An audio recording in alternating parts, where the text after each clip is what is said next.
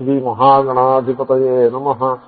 సదాశివసమారంభాం శంకరాచార్యమధ్యమాం అస్మదాచార్యపర్యంతాం వందే గురుపరంపరాం. భద్రం కర్ణేభిః శృణుయామదేవాః భద్రం పశ్యేమాక్షభిర్యజత్రాః స్థిరైరంగైస్తుష్టువాగుంసస్తనూభిః వ్యశేమ దేవహితం యదాయుః.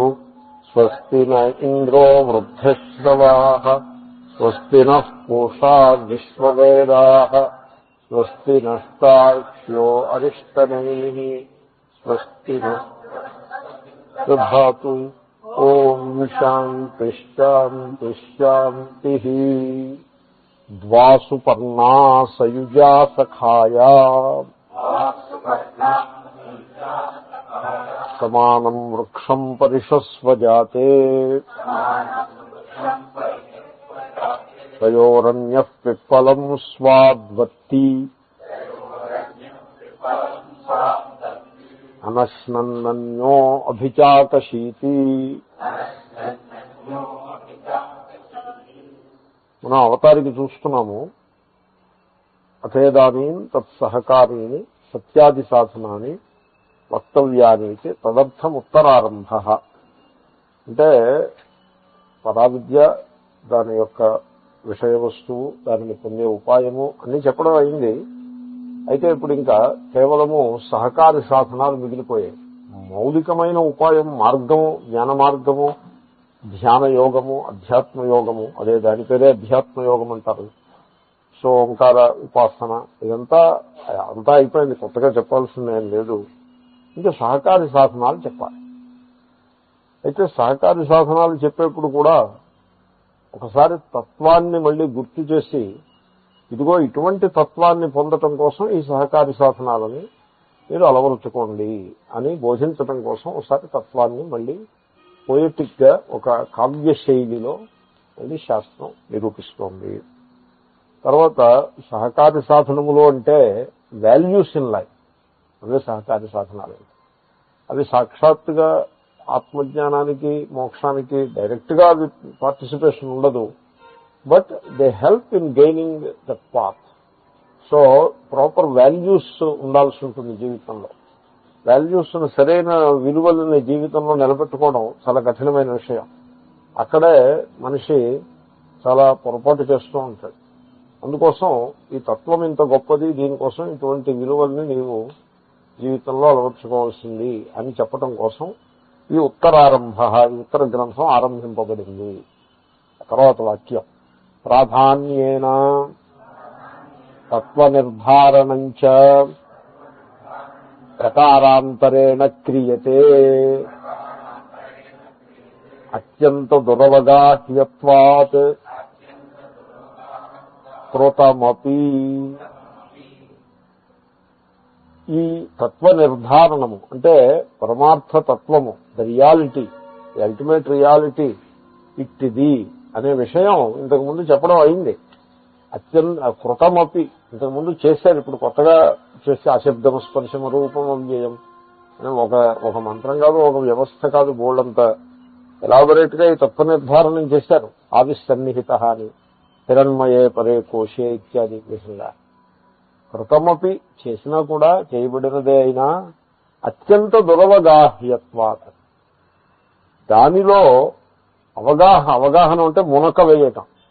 అవగాహనము అంటే మునగడం. సో నదిలో మునుగుతారు చూడండి, నదిలో మునిగినప్పుడు ఏమిటవుతుందండి, మనం ఏ ప్రపంచంలో జీవిస్తూ ఉంటామో ఆ ప్రపంచం అంతా ఒక్కసారిగా ఎండ్ అయిపోయి ఒక కొత్త ప్రపంచం వస్తుంది. ఈ డైవింగ్ చేసిన వాళ్ళు నాతో చెప్పారు, స్వామిజీ మీరు ఒకసారి డైవింగ్ రావాలన్నారు. ఎందుకు డైవింగ్ ఎందుకు, what is speciality in it అంటే, it is an entirely different world, you cannot imagine అని అన్నారు. నేనన్నాను ఐ కెన్ ఇమాజిన్ అని చెప్తాను. ఎందుకంటే చిన్నప్పుడు మేము నదుల్లోనూ కాలువల్లోనూ మునిగి ఈతాలు కొడుతూ ఉండేవాళ్ళం. అది ఒక్కసారి గుర్తు చేసుకుంటే అది అవగాహనకు వస్తుంది. ఏమంటే మీరు తలకాయ నీళ్లు ఇక్కడ దాకా వస్తూ ఉంటాయి, నీళ్లలో ఇక్కడ దాకా నిలబడి ఉంటారు, తలకాయ పైన ఉంటుంది. సో స్టిల్ మీరు బాకీ ఈ ప్రపంచం ఏ ప్రపంచానికైతే మనం అలవాటు పడున్నామో ఆ ప్రపంచంలోనే ఉన్నట్టు లెక్క. ఉండడం వాస్తవంలో గుండెల దాకా నీళ్ళలో ఉన్నా మన బాహ్య ప్రపంచంలోనే ఉన్నట్టు లెక్క. ఎందుకంటే ఇంకా ప్రపంచం మన చుట్టూ కనపడుతూ ఉంటుంది. ఆ ఒడ్డు మీద అందరూ మన వాళ్ళు ఉంటారు, కనపడుతూ ఉంటుంది. కానీ మునక వేస్తే కట ఇంకా ప్రపంచం ఉండదు. ఆ నీటి లోపల చాలా విచిత్రమైన వాతావరణం ఉంటుంది. మనస్సు ఒక విలక్షణమైన స్థితిని చేరుకుంటుంది. ఈ ప్రపంచం ఉంటుంది. అలాగే ర్యాకెట్ లో పైకి వెళ్ళినప్పుడు కూడా ఈ ప్రపంచం ఉండదు అని వాళ్ళు చెప్తూ ఉంటారు. You enter into an altogether different world. So anyway the point is ఈ ప్రపంచం దాంట్లో మునక వేస్తే గానీ మీకు ఈ ప్రపంచం నుంచి బ్రేక్ రాదనమాట. అదేవిధంగా ఈ ఆత్మజ్ఞానం దురవగాహ్యం, అలా మునక వెయ్యాలి దాంట్లో. అంటే ఈ ప్రపంచంతో మనం ఇదే సత్యం అనిపిస్తూ ఉంటుంది చూడండి. చాలా బలంగా సత్యం అనిపించే ఈ ప్రపంచంతో దట్ స్నాప్ అవ్వాలి. It has to be snap. ఆ లింక్ సైకలాజికల్ లింక్ ఇది. మనము ఒక విదూరమైన ప్రపంచాన్ని మనం కన్స్ట్రక్ట్ చేసి పెట్టుకుంటాం చుట్టూ. అది అంత రాంగ్. అది రాంగ్ అంటే ఫాల్స్. రాంగ్ అంటే ఇట్ ఈస్ నాట్ రియల్. ఇప్పుడు human relationships with all glory, with all due regard to them, still they end. అవి ఒక కాలంలో ఏర్పడతాయి, మరో కాలంలో పోతాయి. మనం వాటికి ఎంత విలువనిచ్చినా కూడా అవి శిథిలమైపోయేవే కానీ నిలబడేది కాదు. ఈ హ్యూమన్ రిలేషన్స్ గురించి పాఠం చెప్పాలంటే చాలా కష్టం అనిపిస్తుంది.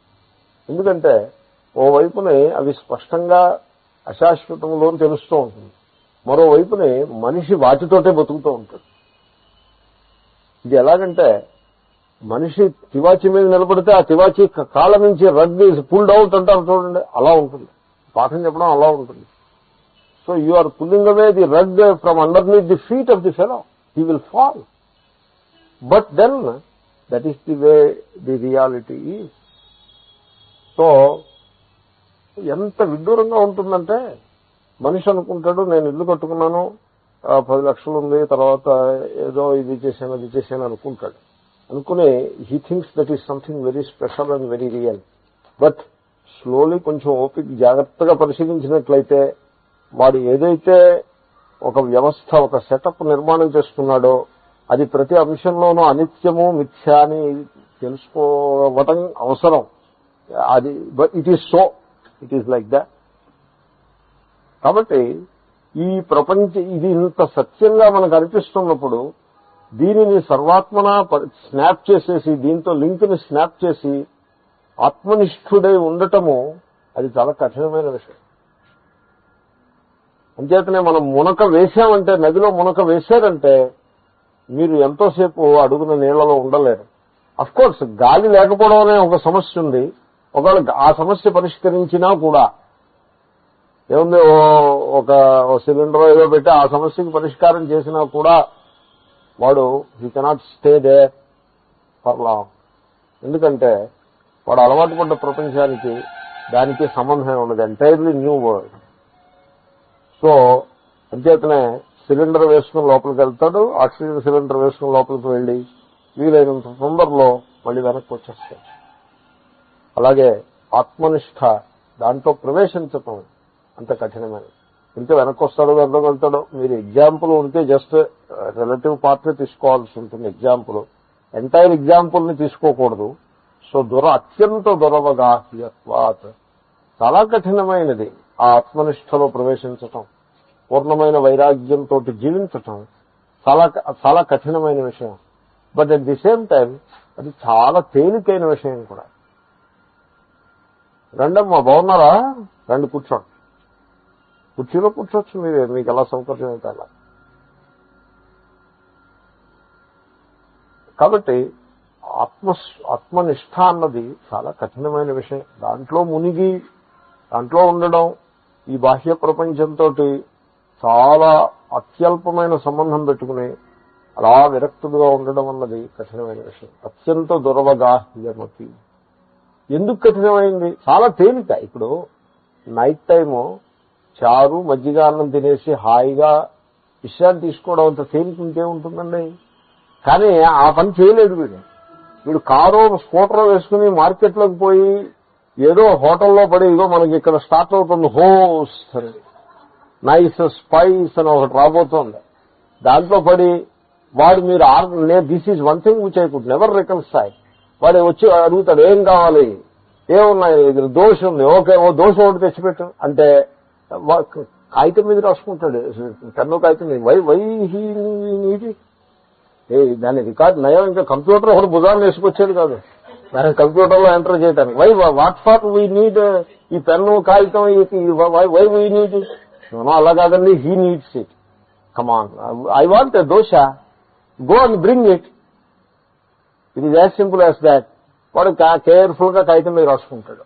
నేను అబ్జర్వ్ చేస్తాను వీడి రాసుకుని ఏం చేస్తాడో తెలుసునా, కిచెన్ ఇటుంటే వీడి ఇటు వెళ్తాడు. అవునంటాడా? లేకపోతే కిచెన్ వైపు వెళ్తాడా? వెళ్ళడు, ఇటు వెళ్తాడు. వెళ్ళి అక్కడ టేబుల్ దగ్గరికి వెళ్ళి అక్కడ ఏదో ఇది సర్దుతాడు. సర్ది మళ్ళీ ఇంకొకటి దగ్గరికి వెళ్ళి వాళ్ళ దగ్గర తీసుకుంటాడు order. That is all this non sense. 15 minutes తర్వాత తీసుకొచ్చేస్తాడు మీకు దోశ. ఈ 15 minutes మీరేమో అలాగా వెయిట్ చేయాల్సి ఉంటుంది. It is suppose to be a good restaurant. ఎంత లేట్ గా మీకు భోజనం పెడితే అంత మంచి రెస్టారెంట్. ఇదంతా ఇంత మన టైం ఇంతలా వృధా చేసి మనకు పెట్టాలి. మన ఆకలి చచ్చిపోయిన తర్వాత తీసుకొచ్చేస్తాడు. అది దానికి బోల్డంత బిల్లు వేస్తాడు. మనకి అది పడదు. కొన్నాళ్ళు పొద్దున్న కష్టపడాలి. అది ఒక అలవాటు అయినట్లయితే, ఒక వాల్యూ కింద డెవలప్ అయినట్లయితే శరీరంలో అన్ని రకాల అనారోగ్యాలు వస్తాయి. So much of a problem. But people they don't know how to put a full stop to that and just stay simple. కాబట్టి ఇట్ ఈజ్ అంత కఠినమైనది అదే, అంత సరళమైనది కూడా అదే. కానీ ఇక్కడ కఠినం అనే మాటకి ప్రాధాన్యం ఇచ్చి చెప్తున్నాము. అత్యంత దురవగాహ్యత్వాత్, ఆత్మనిష్ఠుడుగా విరక్తుడుగా సంసారం మిథ్యాన్ని తెలుసుకుంటూ విరక్తుడుగా ఆత్మనిష్ఠుడుగా ఉండటము చాలా కఠినమైనటువంటి వ్యవహారం. ఆ అవగాహన, దాంట్లో ఆ మునక వేయటం అన్నదే కఠినమైన విషయం.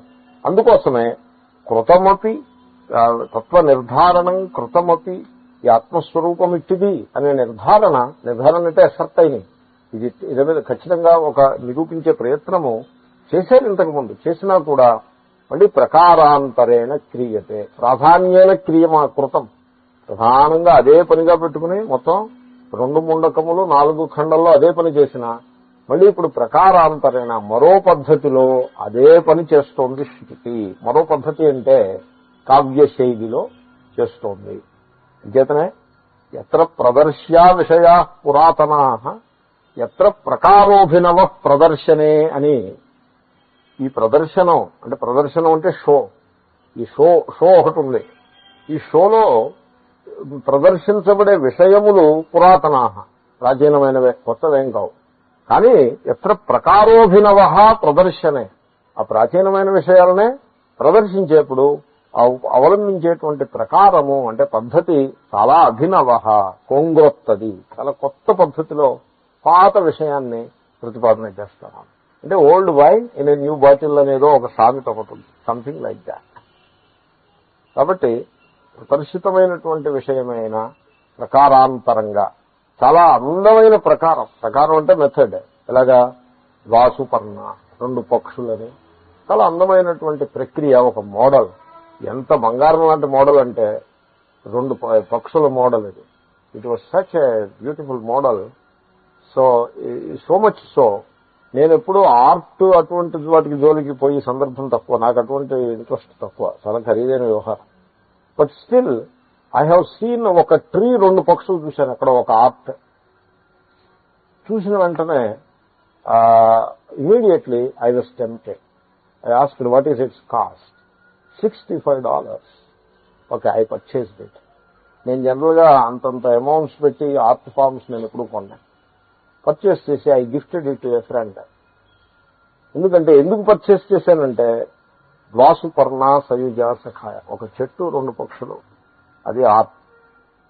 అది గుర్తుకొచ్చింది నాకు, ఎంతో ఆనందం అనిపించేది కొన్నాను. కొని మరి అట్టే పెట్టుకున్నా ఇంకోళ్ళకి ఎందుకు ఇచ్చేసేవంటే ఎందుకు ఈ ఆర్ట్ ఫామ్స్ మనకి వీళ్ళకి ఎవడో ఆర్ట్ మీద ఇంట్రెస్ట్ ఉన్న ఫ్రెండ్ ఒకడు కలిసాడు, he will make use of it. అసలు కొన్నప్పుడు ఉన్న మూడు వేరే, తర్వాత దగ్గర పెట్టుకుని దాన్ని అలాగే మూటగడ్డ దగ్గర పెట్టుకుని అలా ఎంతకాలం అట్ట పెట్టుకుంటాం. It's a burden. You do something about it. What to do? Give it away. That is the best way to do something about a thing. So I gave it to an appropriate friend. So ఎంత అందమైన model అంటే కొత్త విషయం ఏం లేదు. But the model is a most beautiful model that is coming here. తర్వాత తత్ర సూత్రభూతో మంత్రః పరమార్థవస్త్వవధారణార్థం ఉపన్యస్యతే. తత్ర అంటే అట్టి స్థితిలో, తస్మిన్ అంటే అట్టి స్థితిలో. అట్టి స్థితి అంటే చెప్పిన విషయాన్నే మళ్ళీ కొత్త పద్ధతిలో చెప్పేటువంటి సందర్భంలో ఒక మంత్రాన్ని చెప్తున్నారు. ఎటువంటి మంత్రము అంటే సూత్రభూతో మంత్రః. మొత్తం శాస్త్రాలంతని కూడా ఒక సూత్రంలాగా చక్కటి మోడల్ ఇచ్చేస్తే ఆ మోడల్ పట్టుకుంటే మీరు సాధనలో చాలా ముందుకు వెళ్ళిపోగలుగుతారు. ఆ సూత్రభూతమైనటువంటి మంత్రంలా అంటే మన జీవితాన్నంతని దేవుడితోటి కట్టివేసేటువంటిది. సూత్రము అంటే కట్టివేస్తుంది. సో ఒక మోడల్లో ఒక ప్రిన్సిపుల్ చెప్పినట్లయితే ఆ ప్రిన్సిపుల్ మనిషిని వాడి యొక్క మూలతత్వమైనటువంటి ఈశ్వరునితో కట్టివేస్తుంది. అటువంటి మంత్రము చాలా యోగ్యమైన మంత్రము. ఇది ఉపన్యస్యతే, బోధింపబడుతున్నది. దేనికోసం? ఏదో ఒక మోడల్ మీకు ఇవ్వడం కోసమని, పక్షులు నువ్వో పక్షి అని చెప్పడం కోసం, దేవుడు మరో పక్షి అని చెప్పడం కోసం, అలాంటి పర్పస్ కోసం ఏం కాదు. ఎప్పుడు కూడా తాత్పర్యము ఒక దృష్టాంతాన్ని బలపరచటం ఉండదు. దృష్టాంతం యొక్క ప్రయోజనం వస్తువు నిర్ధారణమునుందే. కాబట్టి మోడల్ అన్నది ఉపయోగపడుతుంది. It helps us to keep the entire shastra in the mind in a very capsule form. That is the sutra. So ద్వాసుపర్ణ అనేప్పటికీ మొత్తం శాస్త్రం యొక్క ప్రమేయం అంతా కూడా క్యాప్సూల్లో మనస్సులో నిలబడి ఉంటుంది.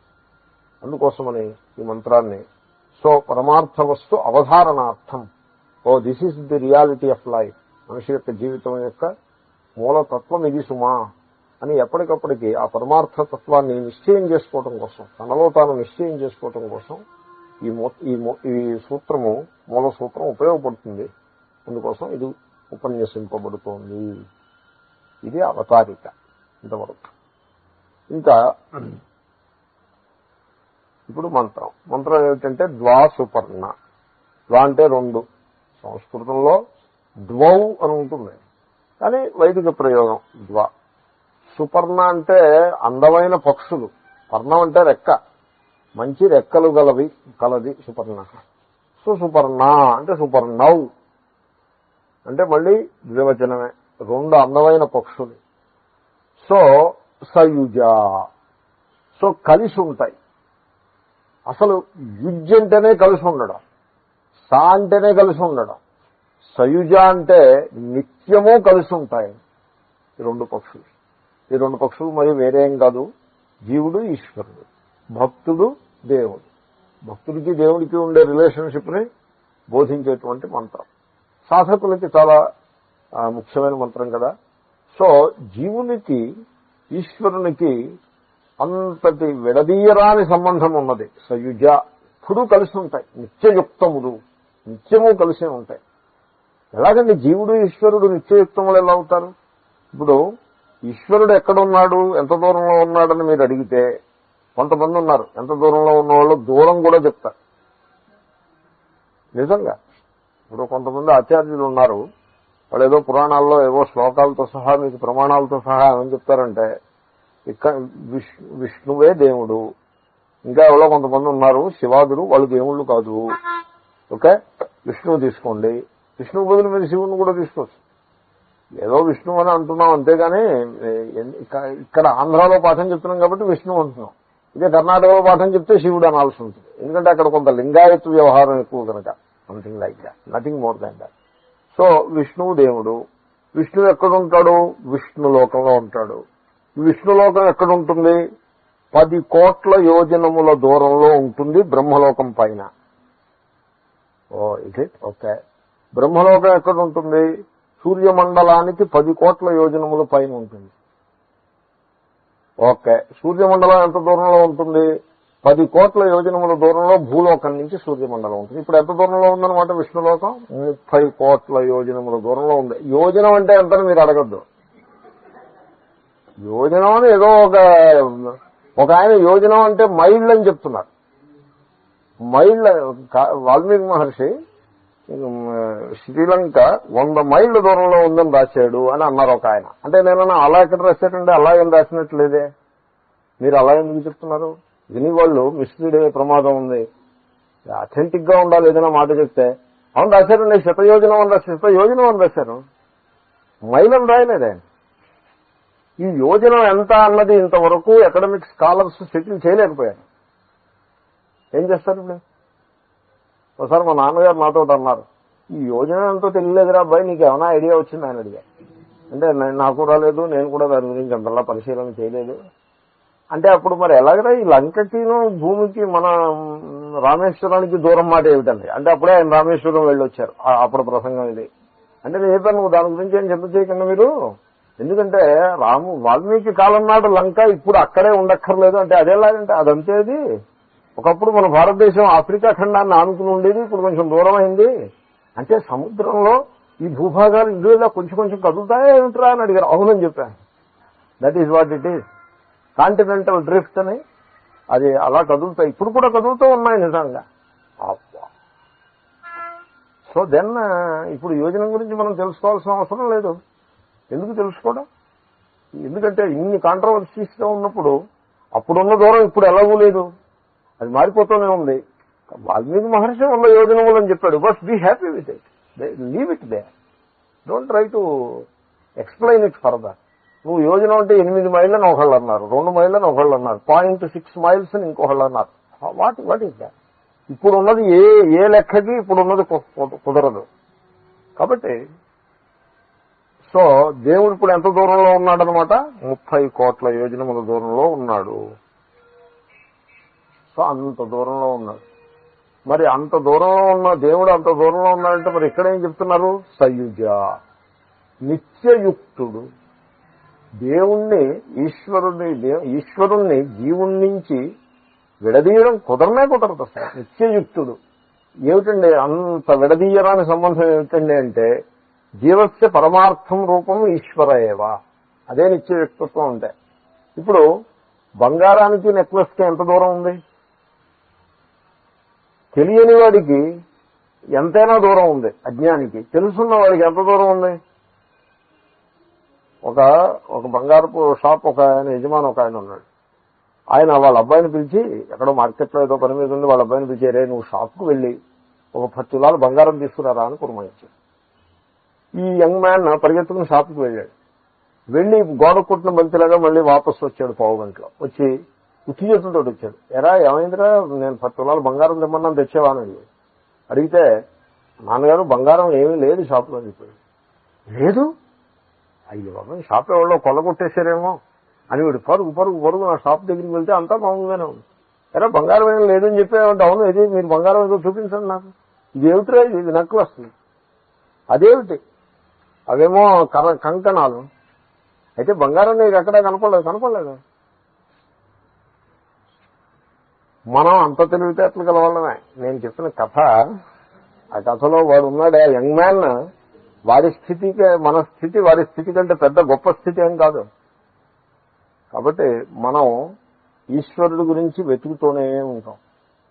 అసలు మానవుడు అజ్ఞాని అని చెప్పడానికి గుర్తు ఏమిటని అడిగారు. అంటే వాడు ఈశ్వరాన్వేషణ చేస్తున్నంతసేపు, ఆనందాన్వేషణ చేస్తున్నంతసేపు ఇంకా వేరే నీకు గుర్తక్కర్లేదు, అదే వాడు అజ్ఞాని అని చెప్పడానికి గుర్తు. తరంగం ఇక్కడుంటే సముద్రం ఎంత దూరంలో ఉంటుంది? తరంగానికి ఎంత దూరంలో ఉంటుంది సముద్రం? తరంగం అనుకుంటుంది నా చుట్టూ మిగతా తరంగాలు ఉన్నాయి, నాకు మూలంలో ఉన్నటువంటి సముద్రం స్వర్గంలో ఉంది అని ఆ స్వర్గాన్ని పొందడం కోసం అది కర్మ ఒకటి చేస్తూ ఉంటుంది తరంగం. It is like that. కాబట్టి జీవస్య పరమార్థం రూపం ఈశ్వర. జీవుని యొక్క పరమార్థ రూపము జీవుడు కాదు. పరమార్థ రూపం జీవుడు కాదు. ఎందుకంటే ఇప్పుడు నెక్లెస్ ఉందనుకోండి, నెక్లెస్ యొక్క పరమార్థ రూపం అంటే the real essential content or nature, అది నెక్లెస్ కాదు. ఎందుకో తెలుసిన, మీరు నెక్లెస్ అని మీరు నెక్లెస్సే పరమార్థ రూపము అని మీరు అనుకుంటే ఓ ఏడాది పోయేప్పటికీ అది మార్పించబుద్ధి వేస్తుంది. దాన్ని కరిగించేసి మరొకటి ఏదో చేస్తారు. ఏమైంది పరమార్థ రూపం? లేదండి నేను 20 ఏళ్ల నుంచి ఇదే నెక్లెస్ పెట్టుకుంటున్నానంటే, సపోజ్ చూడండి, ఈ బంగారపు ఆభరణాలు ఉన్నాయే ఇవి ఒంటి మీద అరిగిపోతాయి. This is another interesting. ఆభరణం అలా పెట్టుకుంటూ ఉంటే ఓ 10 తులాలు పెట్టుకుంటే 10 ఏళ్ళ ఎప్పటికి 6 తులాలే ఉంటుంది. 4 తులాలు గాల్లో కలిసిపోతుంది. కొన్ని 6 కాకపోతే 7, ఓ 3 తులాలు పోతుందంటే. నిజంగా this is what somebody told me. So కాబట్టి ఏది మీరు ఒరిజినల్ నెక్లెస్ ఇప్పుడు లేనేలేదు. కాబట్టి నెక్లెస్ యొక్క పరమార్థ రూపము నెక్లెస్ కాదు. The reality of the necklace is elsewhere, that is gold. Similarly జీవుని యొక్క పరమార్థ స్వరూపము వాడు ఇప్పుడు తన గురించి ఒక భావన కలిగి ఉన్నాడే, అది కానే కాదు. He has an image of himself. ప్రతి వాడికి తన గురించి ఒక ఇమేజ్ ఉంటుంది. ఆ ఇమేజ్ ఇప్పుడు మీరు ఇప్పుడు ఎలక్షన్ సీజను కనుక ఎలక్షన్ దృష్టాంతం చూడండి. ఇప్పుడు మీరు ఫలానా పార్టీ వాళ్ళని అడిగారు అనుకోండి, మీ పార్టీ ఇమేజ్ ఎలా ఉందిరా అని అడిగారు. చాలా దివ్యంగా ఉందండి. ఇంక ఇప్పుడు మొత్తం ఎన్ని సీట్లు వస్తాయో మీకు 40 ఉన్నాయి కదా, మీకు ఎన్ని వస్తాయని అడిగారు లాలూ ప్రసాద్ యాదవ్ గారు. క్యా బాత్ కర్ రహే, సబ్ హమారా హై. సో 40 మావే అన్నాడు. సో ఇక్కడ వాళ్ళని అడిగారు, అత్యద్భుతంగా వచ్చేస్తే ఇదే ఇమేజ్ దట్ ఈజ్ మా ఇమేజ్ చాలా గొప్పగా ఉందండి. ఈ ఇమేజ్ సంగతి మీరు ఇప్పుడు ఇలా ఉన్నాం వాళ్ళు అలాగే అనుకుంటారు, మంచిది. కానీ 12 మే నాడు ఈ ఇమేజ్లన్నీ తలకిందులైపోతాయి. అలాగే మనిషికి తన గురించి ఒక ఇమేజ్ ఉంటుంది. ఆ ఇమేజ్ అది షేటర్ అయిపోయి ముక్కలు కూడా మీకు దొరకవు. ఆ ఇమేజ్ యొక్క ముక్కలు కూడా అది పగిలిపోతుంది. అది గాజు బొమ్మది, అది ముక్కలు కూడా దొరకవు. అలా పోతుంది, అలా చెడిపోతుంది, అలా పగిలిపోతుంది ఆ ఇమేజ్. దానికోసం పెద్ద టైం ఏం పట్టదు. ఒక్కసారి స్టాక్ మార్కెట్లో చిన్న తేడా వచ్చిందంటే ఇమేజ్ ఎందుకు కాకుండా పోతుంది. I know many people like that. Image సర్వనాశనం అయిపోతుంది స్టాక్ మార్కెట్లో తేడా వస్తే. ఎందుకంటే గట్టిగా కడుపులో పోట్లు వస్తే ఇమేజ్ కొలాప్స్ అయిపోతుంది. ఇది such a vulnerable brittle image. ఆ ఇమేజ్ తన స్వరూపం అని వీడు భ్రమపడుతూ ఉంటాడు. ఆ ఇమేజ్ ఆ వ్యక్తిత్వం, దాని పేరే individuality or personality. This persona అనొచ్చు, దాన్నే అనొచ్చు persona. That is what they call. English is a very interesting language. So that persona it is very unreliable idol. ఇప్పుడున్న పర్సన్ 4 ఏళ్ల తర్వాత ఉండడు, 4 ఏళ్ళు కూడా అక్కర్లేదు. ఆ పర్సన్ అలా మారిపోతూనే ఉంటాడు. దేహం మారిపోతూనే ఉంటుంది ప్రతి క్షణం. దేహంతో పాటు పర్సన్ మారిపోతూ ఉంటాడు. చుట్టుపక్కల వ్యక్తులు, వాళ్ళ స్వభావాలు, వాళ్ళ పద్ధతులు మారిపోతూ ఉంటాయి. దాంతో పాటు పర్సన్ మారిపోతూ ఉంటాడు. ఎకనామిక్ సిచ్యువేషన్ మారిపోతుంది, దాంతో పాటు పర్సన్ మారిపోతూ ఉంటాడు. ఒకప్పుడు పర్సన్ ఇప్పుడు ఎందుకు పనికి కొరగాని వాడే ఉంటాడు. ఓడలు బండ్లు అయిపోతూ ఉంటాయి, బండ్లు ఓడలు అయిపోతూ ఉంటాయి. అంతా చాలా అసందర్భంగా ఉంటుంది పర్సన. అది మీ యథార్థ స్వరూపం కాదు, అది షాడో, ఇట్స్ ఇమేజ్. మీ యథార్థ స్వరూపము సచ్చిదాత్మ. అహమస్మి సదాభామి, ఆ ఉనికి ప్రకాశం, అదే మీ యథార్థ స్వరూపం. ఆ యథార్థ స్వరూపము పరబ్రహ్మవే. కాబట్టి జీవుడు నీడకి వ్యక్తికి మధ్యలో దూరం ఎప్పుడు ఉంటుంది? ఎప్పుడూ కలిసే ఉంటాయి. నీడ ఉన్నప్పుడు ఆ మనిషితో కలిసే ఉంటుంది. నీడ లేదని మీరు అనుకున్న సందర్భంలో కూడా ఆ మనిషిలో కలిసిపోయే ఉంటుంది. అది మనిషి నుంచి నీడను విడతీయటం అన్నది కుదరనే కుదరదు. అలాగే ఈశ్వరుడికి నీడ వంటి వాడు జీవుడు. జీవుడు నిత్యయుక్తుడు, ఎప్పుడు ఈశ్వరుడితోటి కలిసే ఉంటాడు. సయుజ. మరి ఇప్పుడు ఈశ్వరుడితోటి కలిసే ఉంటే మరి ఈశ్వరుడి కోసం వీడు ఎందుకు వెతుకుతున్నాడంటే మరి దాని పేరే అజ్ఞానము అని అంటాం. అంచేతనే నాయన జ్ఞానం, ఆత్మజ్ఞానం పొందు అని చెప్పేది అందు గురించే. ఎందుకంటే వీడు ఈశ్వరునితోటి నిత్యయుక్తుడుగా ఉండి ఈశ్వరుణ్ణి పొందే ప్రయత్నం చేస్తూ ఉంటాడు. ఎంత దురదృష్టమో చూడండి. అజ్ఞానం ఎంత అజ్ఞానం ముప్పతిప్పులు పెడుతుందన్న దానికి ఇదే దృష్టాంతం. వీడు ఈశ్వరుడితో నిత్యయుక్తుడుగా ఉండి ఈశ్వరుణ్ణి పొందడం కోసం ఏవో యజ్ఞాలు చేస్తాడు, తీర్థయాత్రలు చేస్తాడు, ఏవేవో చేస్తూ ఉంటాడు. అవన్నీ చేయటం మంచిదే, కానీ వాటి పర్పస్, లక్ష్యము అజ్ఞానాన్ని కొట్టొచ్చినట్లుగా మనకి చూపిస్తూ ఉంటుంది. కాబట్టి అయితే ఏం చేయాలి? ఈశ్వరుడితోటి నేను నిత్యయుక్తుడును అనే సత్యాన్ని ఆవిష్కరించుకోవాలి. How to discover that truth. ఇప్పుడు కూడా ట్రూత్ ని డిస్కవర్ చేసినప్పుడు మీరు హృదయంలో డిస్కవర్ చేస్తారు, అది బయట డిస్కవర్ చేయరు. హృదయంలో డిస్కవర్ చేస్తారు. ఏ ట్రూత్ అయినా అలాగే ఉంటుంది. కాబట్టి ఇప్పుడు ఈయన గొప్పవాడు రా, లేకపోతే ఈయన జ్ఞానిరా, లేకపోతే ఈయన మంచివాడు, ఈయన ప్రేమించదగ్గవాడు అని డిస్కవరీ ఎక్కడ ఉంటుంది? హృదయంలో అవుతుంది. అన్ని discoveries, Newton law of gravitation discover చేశాడు. పండు కింద పడింది, పడితే డిస్కవర్ చేశాడు. ఎక్కడ డిస్కవర్ చేశారంటారు? హృదయంలో డిస్కవర్ చేశాడు. బయట డిస్కవర్ చేయడానికి ఏం లేదు. కాబట్టి అలాగే నా స్వరూపము పూర్ణము, నా గురించి నేను అనుకున్న ప్రతి అంశము తప్పే, నేను నా స్వరూపం వ్యక్తిది అనే సాక్షాత్కారము అది హృదయంలో జరిగేటంత వరకు వీడు ఈశ్వరుడు కోసం వెతుకుతూ ఉంటాడు. సో సయుజ సఖాయ, ఒకప్పుడు కలిసి ఉంటారు, దెబ్బలాడుకుంటూ ఉంటారు. ఇప్పుడు భార్యాభర్తలు కలిసి ఉండి దెబ్బలాడుకుంటూ ఉన్నాం, అదో తరచుగా పాశ్చాత్య దేశాల్లో మనకు కనపడుతూ ఉంటుంది. They live together. That doesn't mean anything. సయుజ డజంట్ మీన్ ఎనీథింగ్. అయితే ఈశ్వరుడు జీవుడు జస్ట్ క్యాజువల్ లివింగ్ టుగెదర్ అయినా న్యూట్రల్ గా, or something more than that. సఖాయ, మిత్రులు. సఖి శబ్దానికి దేర్ ఇస్ నో రిప్లేస్మెంట్. సఖి శబ్దం దాన్ని రిప్లేస్ చేయటం కుదరదు. ఎందుకంటే వేదంలో మిత్ర శబ్దాన్ని వాడరు. మిత్రులని తెలుగులో నేను అన్నాను, కానీ వేదంలో మిత్ర శబ్దాన్ని సూర్యుడికి వాడతారు. మిత్రస్య జగషణ సఖి శబ్దాన్నే వాడతారు. సో సఖి అంటే వేదం ఎలా డిఫైన్ చేసి, యస్థిత్యాజ సఖి విదగుం సఖాయం అని ఓ మంత్రం ఒకటి. యస్థిత్యాజ సఖి విదగుం సఖాయం నతస్య వాచ్యతి భాగో అస్తి యదీగుం శృణోత్యలకగుం శృణోతి నహి ప్రవేద సుకృతస్య పంథామితి అని అరుణ ప్రశ్నలో వస్తుందో మంత్రం. యహ సఖాయం తిత్యాజ, ఒకడు ఉన్నాడు, వాడు మిత్రుణ్ణి విడిచిపెట్టేశాడు. సఖి, సఖి అంటే స్నేహితుడు. సఖి అంటే చెలికెత్తే కాదు. తెలుగులో సఖి వేరు. తెలుగులో సఖి అన్నది స్త్రీలింగ శబ్దం, అలా కాదు ఇది. ఇక్కడ చెలికెత్తే అని ఒక కేవలం ఫిమినైన్ వర్డ్ కాదు, మిత్రుడు. అది చెలికెత్త కూడా కావచ్చు. It is not the gender which is important here.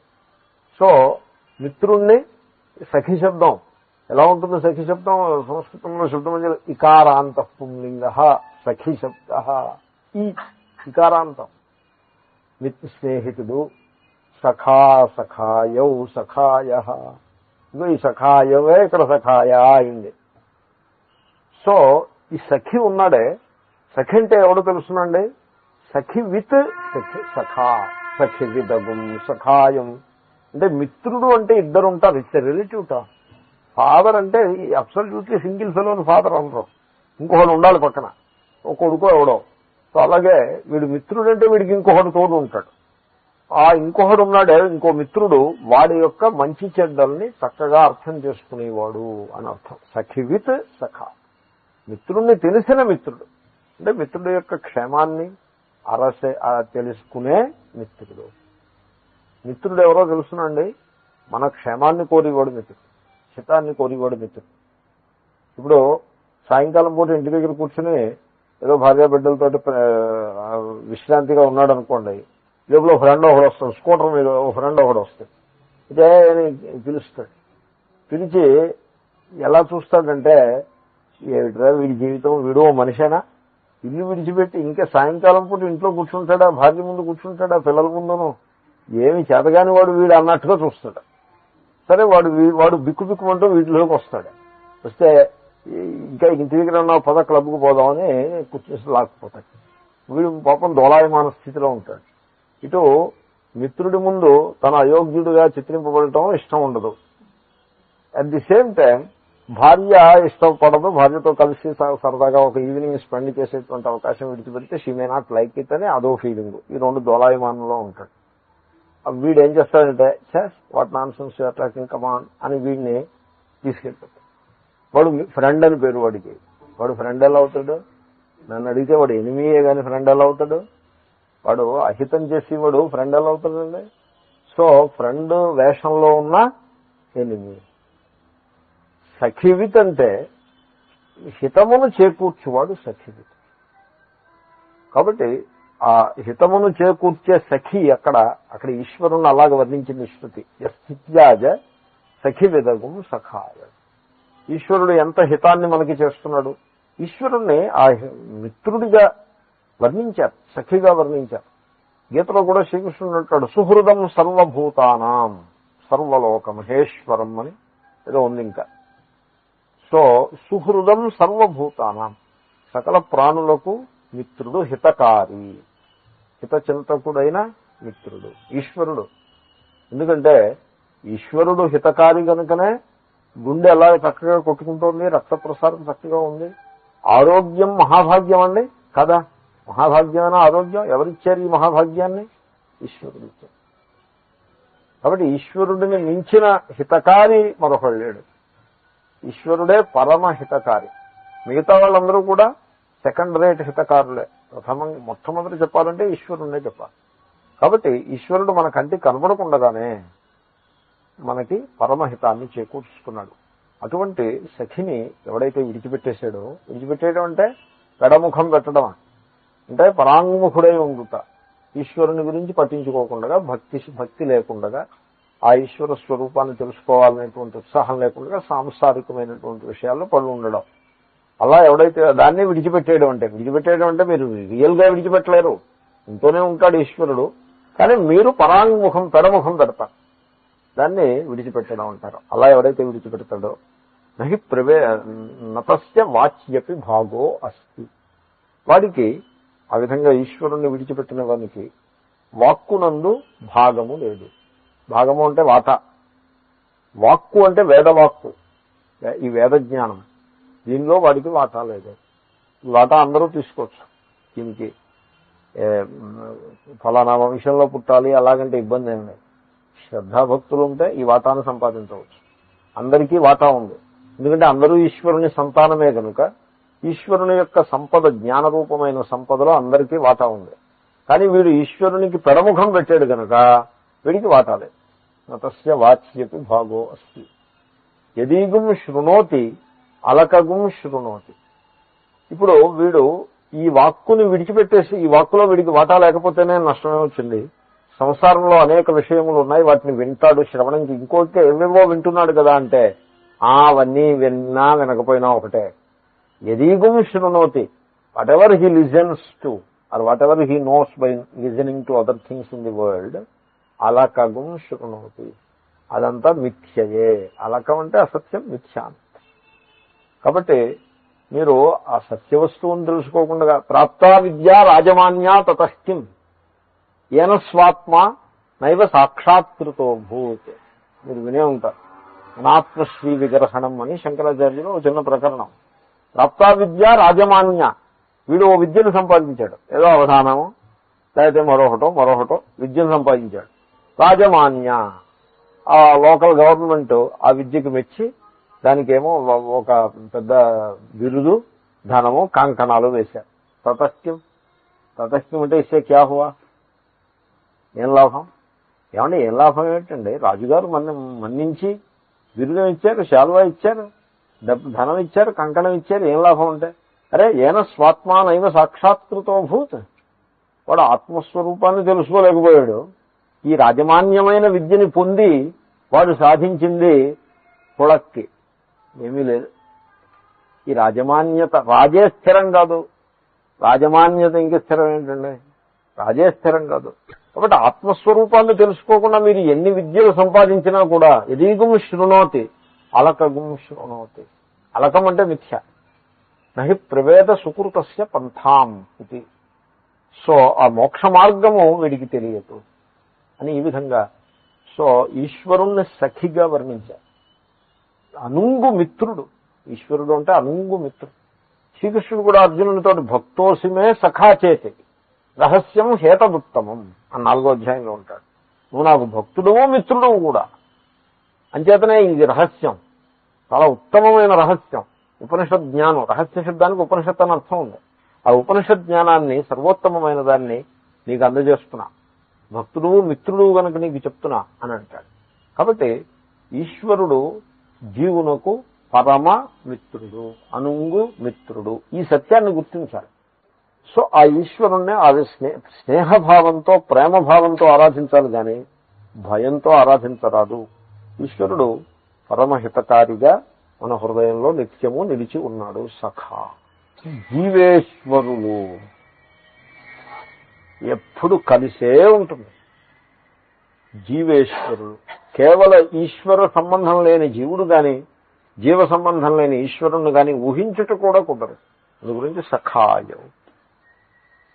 సహ ఖాదతీతి సఖ, కలిసి తినేవాడు అని.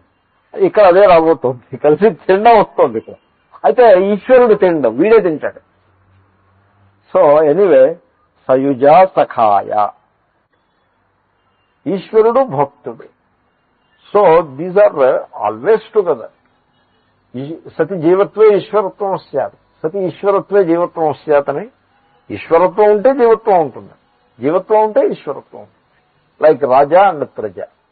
సో కాబట్టి సయుజ సఖాయ. సమానం వృక్షం పరిషస్వజాతే. భాష్యం చూద్దాం, నేను ఉంటే మంత్రం పైపైన చెప్పేస్తున్నాను మీకు. సమానం వృక్షం పరిషస్వజాతే. పరిషస్వజాతే అంటే పరిష్వంగం చేసుకుని ఉన్నారు. పరిష్వంగం అంటే కౌగిలి, అంటే వీళ్ళిద్దరూ ఒకరినొకరు కౌగిలించుకుని ఉన్నారని కాదు, ఒకే చెట్టుని కౌగిలించుకుని ఉన్నారు. అంటే ఒకే చెట్టుపై మకాము చేసి ఉన్నారు. ఏమిటో తెలుసిన, ఒకే చెట్టు దేహం. దేహానికి చెట్టు అని పేరు. దేహాన్ని చెట్టు అని ఎందుకు అంటారంటే అనేక కారణాల చేత. ఇప్పుడు చెట్టు ఉందనుకోండి, ఓ చెట్టు నుంచి మరో చెట్టు పుడుతుంది విత్తనం ద్వారా. అలాగే ఓ దేహం నుంచి ఇంకో దేహం పుడుతుంది. ఓ దేహం నుంచి ఇంకో దేహం పుట్టడం అంటే ఈ దేహంతో కర్మలు చేస్తాడు, ఆ కర్మలు చేసి ఆ కర్మ బీజం చేతను ఇంకో దేహాన్ని పొందుతాడు. మంచి కర్మలు చేసి స్వర్గల దేహాన్ని పొందుతాడు, పాపకర్మలు చేసి నరక దేహాన్ని పొందుతాడు, లేకపోతే మిశ్రమ 50-50 చేసి మళ్ళీ మనుష్య దేహాన్ని పొందుతాడు. సో దేహము ఇంకో దేహానికి కారణమవుతూ ఉంటుంది, దేహ పరంపర. చెట్టు విత్తు ద్వారా ఇంకో చెట్టుకు కారణమైనట్టుగా ఇక్కడ విత్తు స్థానంలో కర్మ సంస్కారములు, కర్మవాసనలు ఉంటాయి. అలాగనమాట. కాబట్టి దీని దేహాన్ని చెట్టుతో పోల్చారు. తర్వాత చెట్టుకి కొమ్ము ఉంటుంది, దేహానికి కొమ్ము ఉంటుంది. ఏమిటండి దేహానికి కొమ్ము ఏమిటండి? మీకు 15వ అధ్యాయంలో కర్మానుబంధీని మనుష్యలోకే చెట్టు కింద వర్ణించారు కదండి. మరి అశ్వత్థ వృక్షం కింద వర్ణించి మరి అశ్వత్థ వృక్షానికి కొమ్మలు ఏమిటన్నారు, చిగుళ్ళు ఏమిటి, ఆకులు ఏమిటి, ఛందాంశ యస్య వర్ణాని అని మొత్తం రూపకం అంతా చెప్పి, వ్రేళ్ళు ఏమిటి అవన్నీ చెప్పి మరి కొమ్మలు ఏమిటి అంటే కర్మలే కొమ్మలు.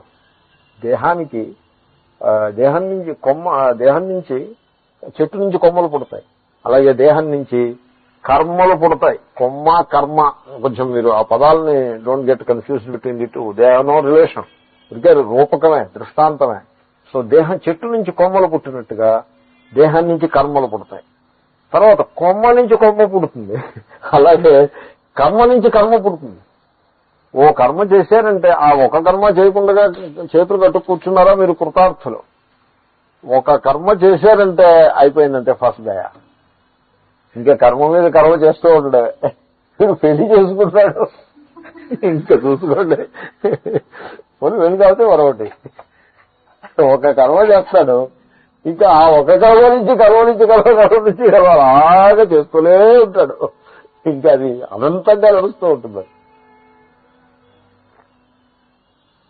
ఎలాగైతే చెట్టు ఓ కొమ్మ అది 2 అవుతుంది, మళ్ళీ ఇంకో 2 అవుతుంది. అలా కొమ్మ నుంచి కొమ్మలు అలా శాఖోపశాఖలు అంటారు చూడండి, అలాగే. కాబట్టి ఇన్ని కారణాల చేతను దేహాన్ని చెట్టుతో వర్ణించారు. చెట్టుకి కొమ్మలు ఉంటాయి, ఇగో చేతులు కాళ్ళు కొమ్మల్లాగే ఉంటాయి, సంథింగ్ లైక్ అలా వర్ణించారు. అశ్వత్థ వృక్షం 15వ అధ్యాయంలో బాగా ఉత్తరంగా వస్తుంది. ఫైనల్ గా వృశ్చియతే ఇది వృక్ష. చెట్టు యొక్క లక్షణం ఏమిటంటే దాన్ని నరికేస్తూ ఉంటారు జనం. నరకబడేది సంస్కృతంలో దానికి ఆ పేరు అందుకు వచ్చింది. ఎక్కడున్నా నరికేయడమే దానికి ఆ టైం రాగానే నరికి పారేస్తారు. మామూలుగా నగరాల్లో ఉంటే ఎప్పుడు నరికేస్తారో చెప్పలేము. ఇంకా అడవుల్లో ఉందనుకోండి, వెతికి పట్టుకుని దాంట్లో ఏదైనా పిసరంత గుణం ఉంటే ఆ గుణం చేతను ఆకర్షితులైపోయి వెతికి పట్టుకుని నరికేస్తారు. సో చెట్టు బతకనివ్వరు. కాబట్టి ఈ దేహాన్ని కూడా నరికివేయుట సంభవమే. ఎలాగా? కాలం నరికేస్తూ ఉంటుంది, లేదా మనిషి ఆత్మజ్ఞానాన్ని పొంది పునర్జన్మ లేకుండా చేసుకుని ఆ విధంగా దేహ పరంపరకి అడ్డు వేసేయచ్చు. సో ఇన్ని కారణాల చేత ఈ దేహాన్నే వృక్షం కింద ఇక్కడ రూపకం చేశారు. జీవుడే పక్షి, ఈశ్వరుడు మరో పక్షి.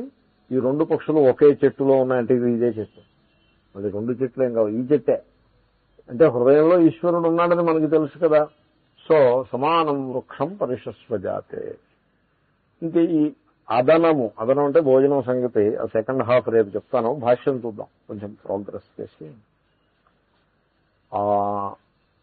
మంత్ర ఓకే. ద్వౌ సుపర్ణౌ శోభనపతనౌ సుపర్ణౌ. అది ద్వా అంటే ద్వౌ రెండు, సుపర్ణ అంటే సుపర్ణౌ.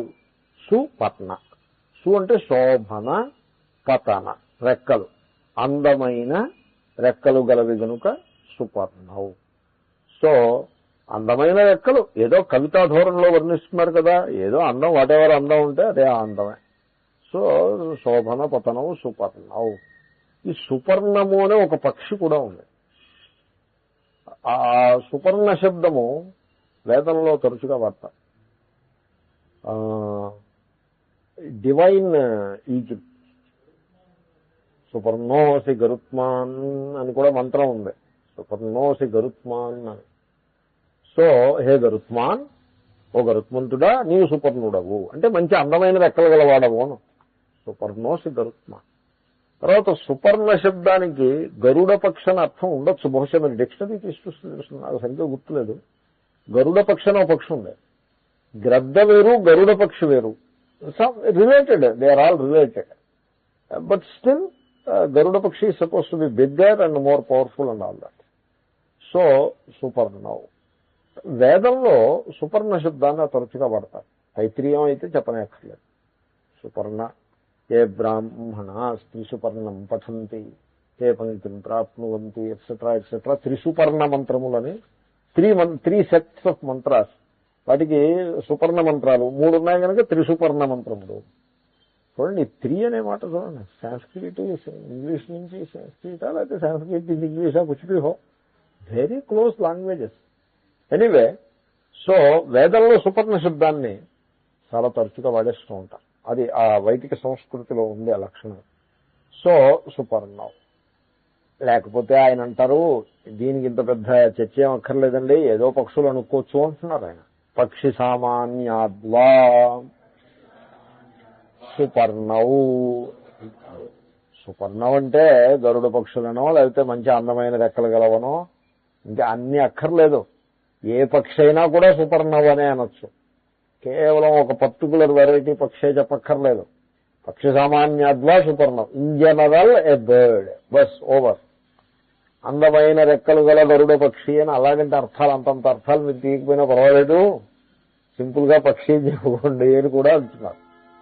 సో పక్షి సామాన్యాద్వా సుపర్ణౌ.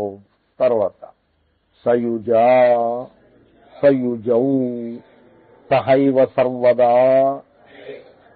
యుక్తౌ. ఎప్పుడూ కలిసే ఉంటారు. సయుజ అంటే సయుజం, ఎప్పుడూ కలిసే ఉంటారు.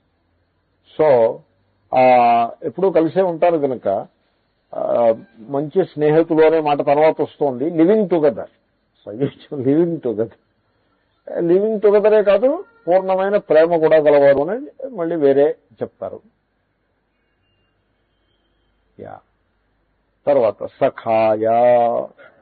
సఖాయౌ సమానాఖ్యానౌ సమానాభివ్యక్తి కారణౌ. సఖాయౌ సమాన ఆఖ్యానం. సఖ అంటే నేను చెప్పాను చూడండి, ఖ అంటే ఆఖ్యానం. సో సమానమైన ఆఖ్యానం అంటే ఒకళ్ళని చెప్తే రెండో వాళ్ళని చెప్పి తీరుతారు, కలిపి చెప్తారు సమానమైన ఆఖ్యానం. సో ఆ కారణంగా సఖాయౌ.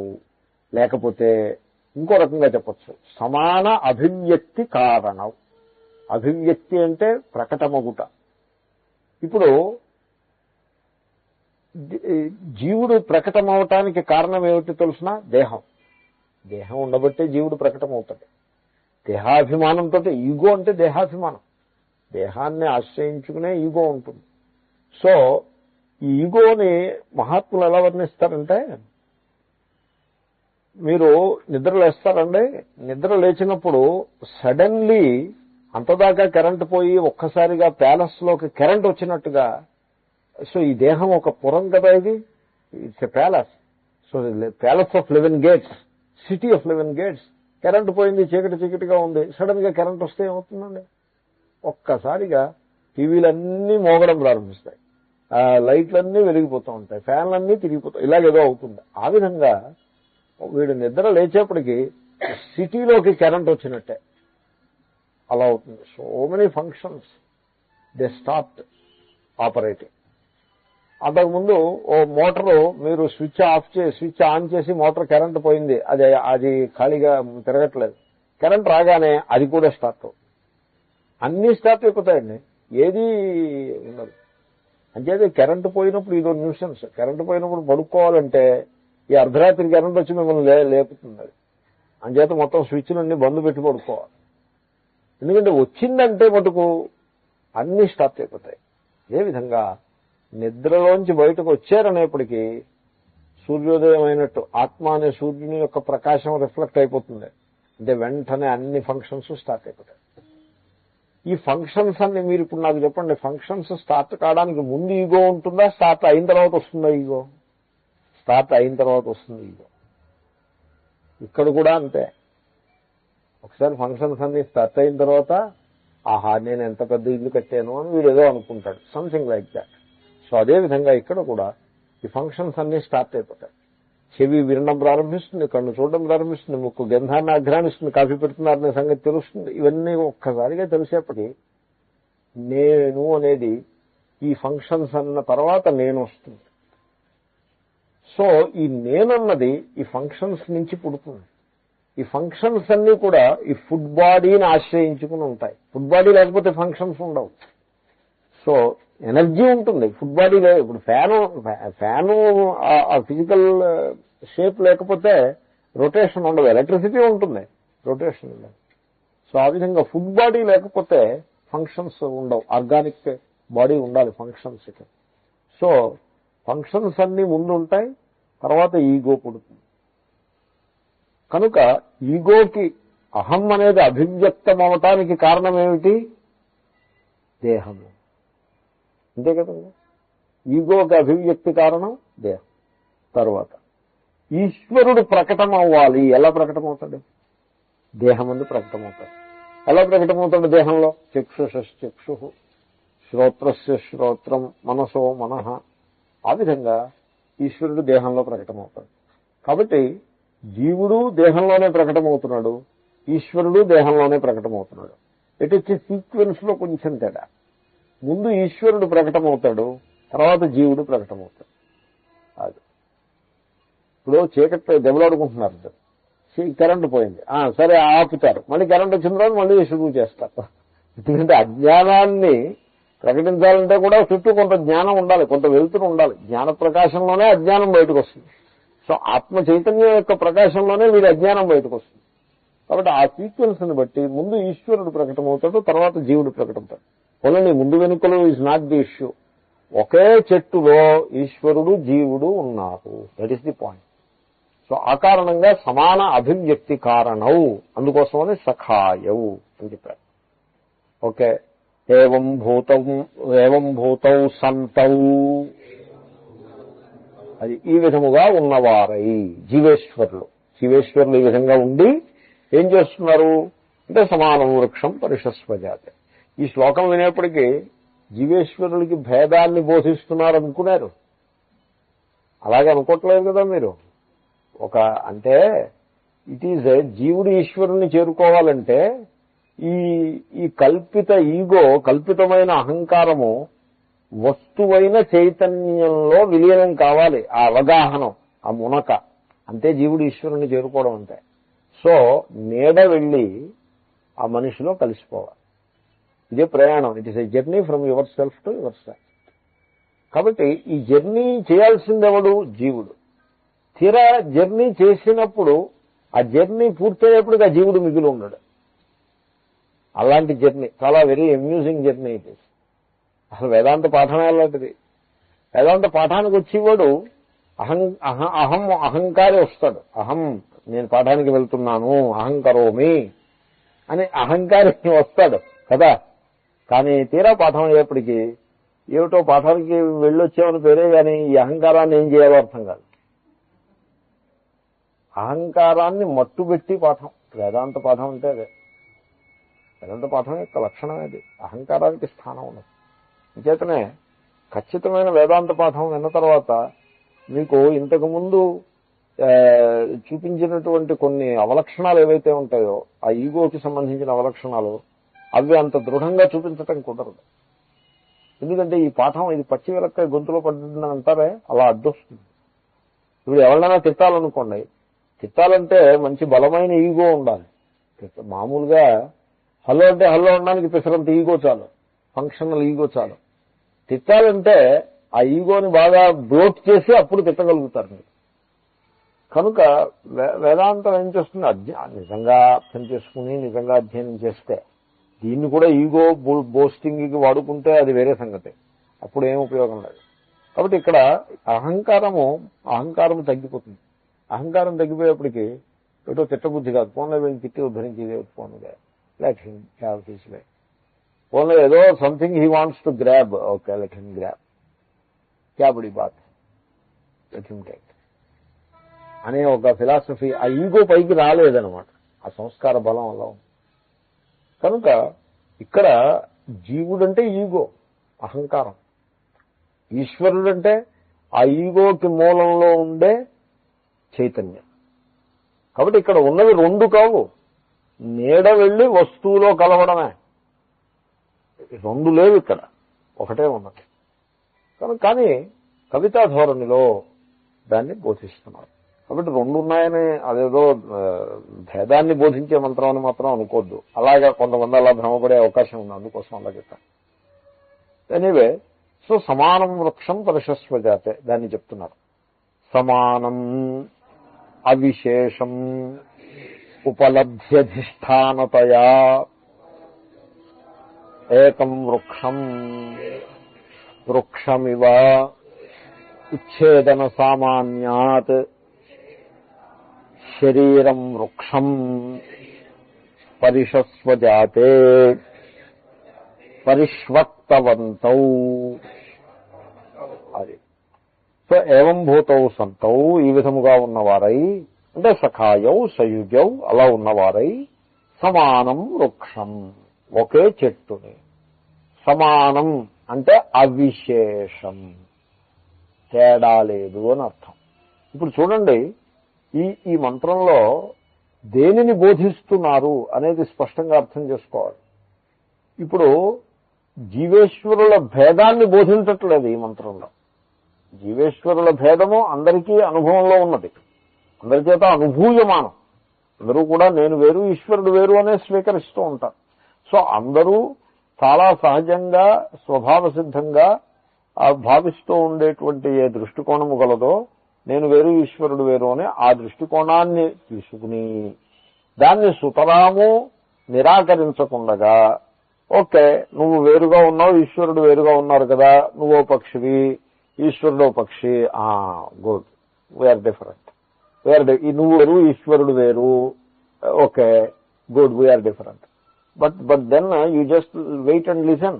నువ్వు ఒక పక్షివి ఈశ్వరుడు ఒక పక్షివి అనేప్పటికీ ఏమైంది? ఆల్రెడీ ఒక సామాన్యం వచ్చేసింది, ఒక ఈక్వాలిటీ వచ్చేసింది కదండి. నువ్వు బండరాయివి ఈశ్వరుడేమో ధగద్ధగాయమానంగా ఏదో ఉంటాడు, అలా చెప్తే ఏమో ఏదో తెలియదు. అలా చెప్పట్లేదుగా. ఈశ్వరుడు పక్షి, నువ్వు కూడా పక్షివే. అప్పుడే సామాన్యం వచ్చింది చూడండి. తర్వాత మీరు ఆ పక్షేమో అక్కడ వైకుంఠంలో చెట్టు మీద ఉంటుంది, ఈ పక్షి ఇక్కడ భూలోకంలో మూల చెట్టు మీద కాదు. సమానం వృక్షం. ఎప్పుడూ కలిసే ఉంటారు, ఎప్పుడూ కలిసే తింటారు, కలిసే మిమ్మల్ని పిలుస్తారు, అంతా కలిసే ఒకే చెట్టు మీద ఉంటారు. ఏమిటి వాట్ ఈస్ ది ఎంఫసిస్? భేదాన్ని ఎంఫసైజ్ చేస్తుందా? లేకపోతే మెల్లమెల్లగా వీడు భేదంలో మునిగి ఉన్నాడు, ఈ భేదంలో మునుగున్నవాడిని మెల్లమెల్లగా అభేదం వైపుకి తీసుకెళ్లి ప్రయత్నం చేస్తుందా? What is the effort going on here? మీకు ఏమనిపిస్తుందా మంత్రం చూస్తే? మంత్రం భేదాన్ని నిరూపించడం కోసం బయలుదేరలేదు, భేదాన్ని నిరూపించక్కర్లేదు కూడా. ఎందుకంటే భేదము మన నిత్య జీవితంలో మనకు అనుభవంలో ఉన్నది. అది భేదం నిరూపిస్తే అప్రమాణం అయిపోతుంది. అది భేదం నిరూపిస్తే అప్రమాణం అయిపోతుంది. It's as simple as that. ప్రమాణం కాదు. ఎందుకంటే సపోజ్ అదేమిటి పరీక్షలో రిజల్ట్స్ వచ్చాయనుకోండి, ఒకడు పరీక్ష పేపర్లో రిజల్ట్ చూసేసుకున్నాడు, వాడికి ఫస్ట్ క్లాస్లో పాస్ అయిపోయాడు. ఈ లోపల వాడి అదే సమయంలో మరో చోట ఉండి ఇంకొకడు వీడి మిత్రుడో బంధువులో వాళ్ళు చూసి పరీక్ష పాస్ అయ్యారు. వీడు పరుగు మీద ఆయాసపడిపోతూ వచ్చి పెద్ద గెంతు వేసి రే నువ్వు పరీక్ష పాస్ అయ్యేవరా అని చెప్పాడు. చెప్తే వాడన్నాడు నాకు తెలుసా సంగతి అన్నాడు. ఏమైంది వీడి పరుగు, వీడి ఆదుర్దా ఏమైంది? వేస్ట్ అయిందా లేదా? వాడు పాపం పోలే ఎంత ఆయాసపడ్డాడనే తెలుసు, సంతోషం, thank you, in any case I'm thankful to you అని అంటాడు. ఇన్ ఎనీ కేస్ అంటే నువ్వు చెప్పింది నాకు ఎందుకు పనికిరాని సమాచారం అది, అయినప్పటికీ కూడా నువ్వు పాపం ప్రేమతో చెప్పావు కాబట్టి నువ్వు ఇచ్చిన సమాచారానికి కాదు, సమాచారంలో విలువేం లేదు, కానీ ఆ సమాచారం వెనుక ఉండే ప్రేమకి నేను థ్యాంక్స్ చెప్తున్నాను అని వీడు థ్యాంక్స్ చెప్తాడు. అంతే కదా. అలాగే దేవుడు వేరు నువ్వు వేరు అని చెప్పడం అలాంటిదే. అప్రమాణం అయిపోతుంది శాస్త్రం. ఎందుకంటే మీరు ఆల్రెడీ తెలుస్తుందని మీరు అనుకుంటుందే శాస్త్రం వచ్చి చెప్పింది అనుకోండి, అది ఇంక ప్రమాణం ఎలా అవుతుంది? శాస్త్రం అప్రమాణం అయిపోతుంది. కనుక అంటే అప్రమాణం అయిపోతుందంటే అది చెప్పేది కరెక్టా తప్ప అని కాదు పాయింట్. శాస్త్రము వృథా వ్యర్థం అయిపోతుంది. అది చెప్పాల్సింది ఏమీ లేదు, కొత్తగా చెప్పేది ఏమీ లేదు. ఆల్రెడీ మీకు తెలుసున్న సమాచారాన్ని మీకు చెప్పినట్టు అవుతుంది. It is a waste. అలా అవ్వకూడదు శాస్త్రం. కాబట్టి శాస్త్రం ఏం చేస్తుందంటే మనకి నిత్య జీవితంలో అనుభవంలో ఉన్నటువంటి భేదాన్ని తీసుకుని స్లోగా మెల్లమెల్లగా ఇప్పుడు మనిషి ఉన్నాడు, మనిషి ఓ కాలు సంసారంలోనూ ఓ కాలు దేవుడి వైపు పెట్టి బతుకుతూ ఉంటాడు. ఓ సగం సంసారంలో ఉంటాడు, ఓ సగం దేవుడి దగ్గర ఉంటాడు. పూర్తిగా దేవుడి దగ్గర ఉండలేడు, ఎందుకంటే సంసారం ముందు ఆసక్తి ఉంటుంది. అలాగని పూర్తిగా సంసారంలోనూ ఉండలేడు, ఎందుకంటే ఈ సంసారం వీడికి దుఃఖాన్ని, విషాదాన్ని, భయాన్ని, బెంగని తప్ప ఇంకేమీ ఇవ్వదు. కాబట్టి ఇటు ఏదో ఒకందుకు దీన్ని కట్టుకున్నాం కాబట్టి దీనికే కట్టుబడి ఉందామని ఆ సంసారాన్ని కట్టుకుని ఉండలేడు, అలాగే దాన్ని విదిలిపెట్టి దేవుడితోటి ఉండలేడు. ఇటు అటు తిరుగుతూ ఉంటాడు. మనిషి యొక్క స్వభావం అది. అటువంటి మనిషితోటి ఇప్పుడు వాడు ఏమనుకుంటాడు, నేను ఈ సంసారంలో పడున్నాను, I belong to this world, ఈశ్వరుడేమో ఈ సంసారానికి అతీతంగా ఉన్నాడు అని అనుకుంటూ ఉంటాడు. అనుకుంటే అప్పుడు శాస్త్రం ఏమని చెప్తుందంటే, నువ్వు పొరపడ్డావు నాయన, నువ్వు సంసారంలో అనేక అంశాల్లో పొరపాటు. ఒకటి, ఈశ్వరుడు సంసారానికి అతీతంగా ఎక్కడో ఉన్నాడు, అదో పొరపాటు. ఈశ్వరుడు ఇక్కడే ఉన్నాడు, నువ్వు ఏ చెట్టు మీద ఉన్నావో ఆ చెట్టు మీదే ఉన్నాడు. తర్వాత నువ్వు సంసారంలో పడిపోయి ఉన్నావు, పాపాత్ముడివి, ఈశ్వరుడు దేదీప్యమానంగా ఎక్కడో దూరం, అది పొరపాటే. ఈశ్వరుడు ఏ లెవెల్లో ఉన్నాడో నువ్వు అదే లెవెల్లో ఉన్నావు. ఈశ్వరుడు పక్షి, నువ్వు పక్షివి.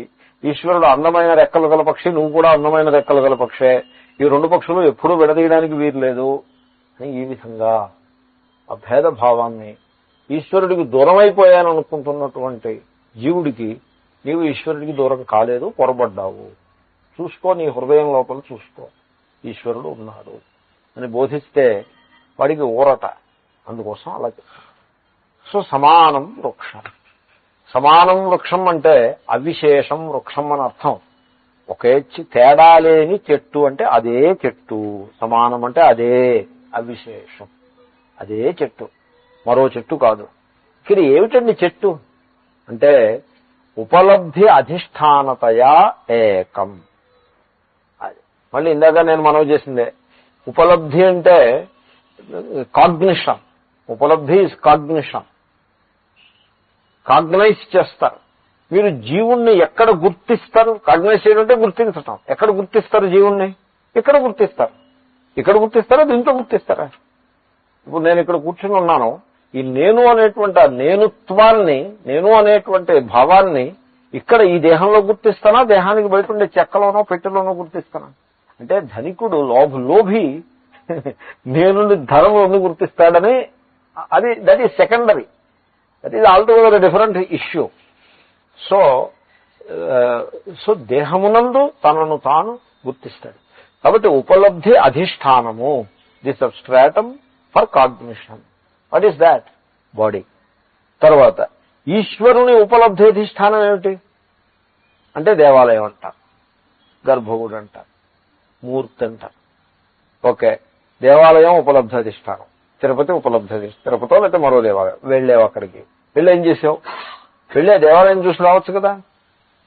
అంటే ఉపలబ్ధి అధిష్టానం దేవాలయం కాదనమాట, సంథింగ్ ఇన్నర్. ఓకే, గర్భగృహము, గర్భగృహం దగ్గరికి వెళ్ళావు, వెళ్ళి ఆ గర్భగృహాన్ని చూసి రావచ్చు కదా. No something inner. What is that? మూర్తి. ఓకే, మూర్తి ఉపలబ్ధి అధిష్టానము. బట్ దాని మూర్తిని చూసి నువ్వేం చేస్తున్నావు? మూర్తిని చూసి దండం పెట్టి కళ్ళు మూసుకుంటున్నావు. ఎందుకని? ఆ మూర్తిని కళ్ళ ద్వారా హృదయంలో ప్రతిష్ఠించుకునే ప్రయత్నం. కాబట్టి ఇప్పుడు ఉపలబ్ధి ఎక్కడైందంటారో? హృదయంలోనే అయింది. ఆఖరికి దేవుడు ఎక్కడో దూరంగా ఉన్నాడు అనుకున్న వాడికి కూడా ఉపలబ్ధి అంటే కాగ్నిషన్ హృదయంలోనే అవుతుంది. ఆ హృదయానికి ఒక ఉపాధి, దేహము ఒక ఆశ్రయంగా ఉన్నది కనుక ఉపలబ్ధ్యధిష్టానతయా ఏకం. కాబట్టి ఏ హృదయంలో జీవభావము ఆ అనుభవానికి వస్తుందో, నేను జీవుణ్ణి అనే నేను జీవుణ్ణి అని ఎవడో అనుకోడు. నేను సుబ్బారావుని, నేను రామారావుని, నేను ఫలానా వాడి భర్తను, ఫలానా వాడి భార్యను, ఫలానా వాడి తండ్రిని ఇలా అనుకుంటాడు. నేను జీవుణ్ణని ఎవడో అనుకోడు. కానీ ఈ వీటన్నిటికీ కలిపి ఓ మాట చెప్పాలంటే నేను జీవుణ్ణి.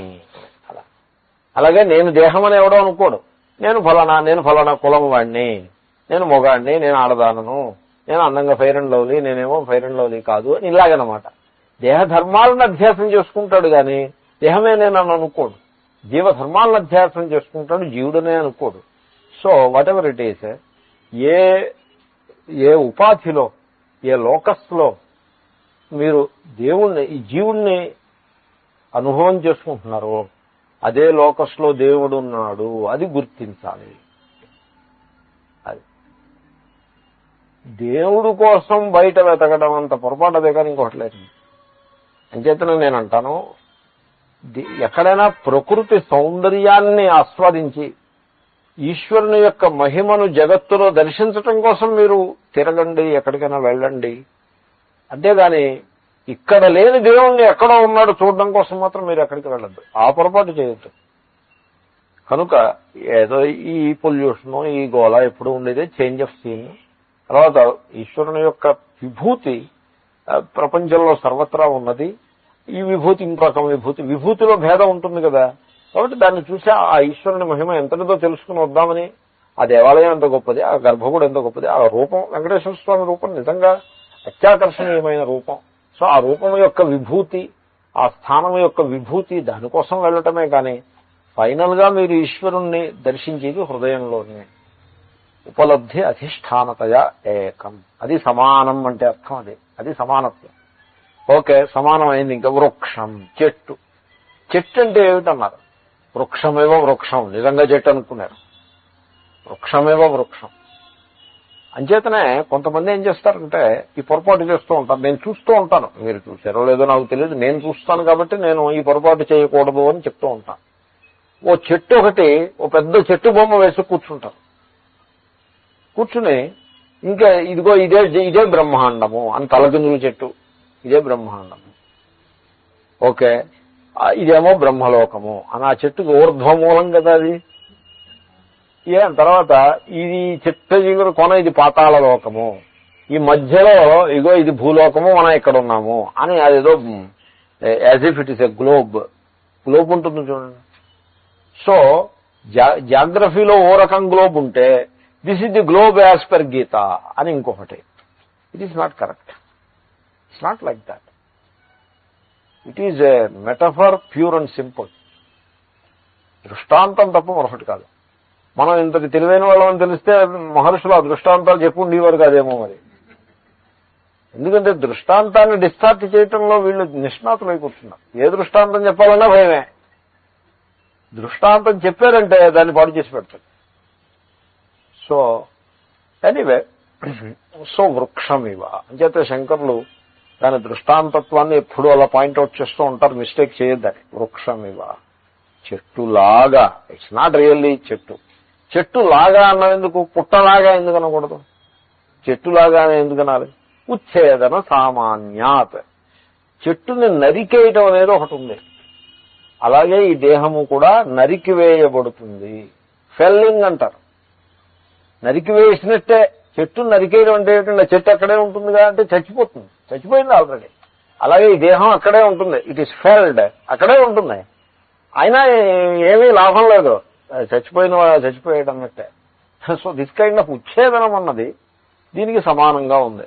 అంచేత దీన్ని చెట్టు అన్నారు. తర్వాత చెట్టు మీద పక్షి, ఇది చక్కటి దృష్టాంతం. నేను ముందు చెప్పే ఉంటాను, మళ్ళీ చెప్తున్నా. చెట్టు మీద పక్షి ఉంటుంది, కానీ చెట్టు పడిపోయినప్పుడు పక్షి పడిపోదు. పక్షి ఎగిరిపోతుంది, అది మర్చిపోతుంది. ఇప్పుడు మీకు నేను ఒక చిత్రాన్ని ఒకటి చెప్తాను, మీరు ఆలోచించండి. ఓ నది మహావేగంగా పరుగులు తీస్తోంది, పరవళ్ళు తొక్కుతో ప్రవహిస్తోంది. ఏమండి? గట్టుని కోసేస్తోంది. ఓ చెట్టు ఒకటి ఉంది గట్టు మీద. ఆ చెట్టు సుఖంగా హాయిగా ఉంది, ఎందుకంటే విశాలమైన గట్టు, హ్యాపీగా ఉంది. కానీ నది వరద వచ్చేసి దానికి పరవళ్ళు తొక్కుతో గట్టును కోసేస్తే ఆఖరికి అంతకుముందు దాకా చాలా విశ్రాంతిగా దృఢంగా ఉన్నటువంటి ఈ చెట్టు ఇప్పుడు దాని మూలము నుంచి నేల కరిగిపోవడం చేత అది అలా ఒరిగిపోతూ ఆ చెట్టు మీద పక్షి కూర్చుంది. అది గమనిస్తోంది, వ్యవహారాన్నంతనే గమనిస్తోంది. ఇంతట్లోకి ఈ నది మాత్రం అలా కోసేస్తూనే ఉంది. ఆఖరికి ఇంకా చెట్టు నిలబడడానికి కూడా సరిపడేంత పట్టు లేక నేలలో అది పెద్ద ధ్వని చేస్తూ ఆ ప్రవాహంలో పడి కొట్టుకుపోతుంది. సరిగ్గా ఆ చెట్టు పడి టైంలో ఆ పక్షి అక్కడి నుంచి ఎగిరిపోతుంది. ఆ ప్రవాహానికి కాలము అని పేరు. 2001, 2002, 2003, 2004. ఏమంటే మిలీనియం, న్యూ మిలీనియం అని ఇంకా ఆ రింగ్ అంటూనే ఉంది ఆ పార్టీలో. ఇంతట్లోకి 2004లో ఉన్నాం. ఏం 2004? It is running at a very fast pace. 2004 అంటే నాకు భయం వేస్తుంది, ఎందుకంటే అయిపోతుంది అప్పుడే 2004. సో 2005 ముందు రాబోతోంది ఆల్రెడీ. అప్పుడే వాజ్పేయి గారు 2010 అంటున్నారు ఆయన. సో కాలం మహావేగంగా వెళ్ళిపోతాం. పరవళ్లు తొక్కే వరద వంటిది. ఈ అడుగున నేల కోసేస్తోందన్నామే, అదే ఆయుర్దాయం, ఆయుస్సు. చెట్టు దేహం, పక్షి మీరంటే జీవుడు పక్షి. రండి కూర్చోండి.